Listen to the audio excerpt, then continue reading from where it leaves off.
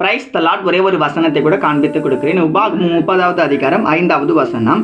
உனக்கு நன்மை செய்து உன் பிதாக்களை பார்க்கலும் உன்னை பெருக பண்ணுவார். இன்னைக்கு ஆண்டவர் நம்மளை பார்த்து சொல்றாருங்க, மகனே மகளே, ஆண்டவர் நம்ம வாழ்க்கையில நன்மை செய்ய போறாராமா. நன்மை அப்படின்னா நம்ம வாழ்க்கைக்கு தேவையான காரியங்களை நம்ம வாழ்க்கையில ஏசப்பா இன்னைக்கு நமக்கு செய்ய போறேன்னு வாக்கு தராருங்க.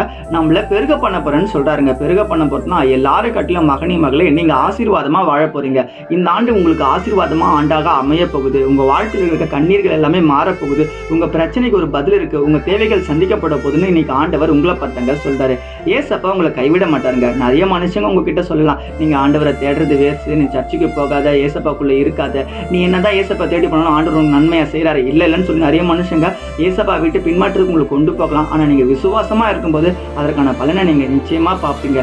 ஆண்டவர் உங்களுக்கு கொடுத்த வாக்குறுதிதான் நிறைவேற போகுதுங்க. கண்ணீரோடு நீங்க விதைக்கிற உங்க ஜெபங்கள் எல்லாமே கம்பீரத்தோட அறுக்க போறீங்க. இன்னைக்கு நீங்க ஏசப்பாண்ட ஒரு ஜெபத்துக்காக ஒரு விண்ணப்பத்துக்காக காத்து கொண்டிருக்கீங்க பாத்தீங்களா, அந்த காரியம் இன்னைக்கு நடக்க போகுதுங்க. ஏசப்பா உங்களை நன்மையான காரியத்தை உங்க வாழ்க்கையில செய்ய போறாரு, உங்களை ஆசீர்வதிக்க போறாரு. விசுவாசிக்கிறீங்கன்னா ஆமென் போட்டுக்கோங்க. இதே போல வசனங்களுக்கு ஃபாலோ பண்ணிக்கோங்க. God bless you.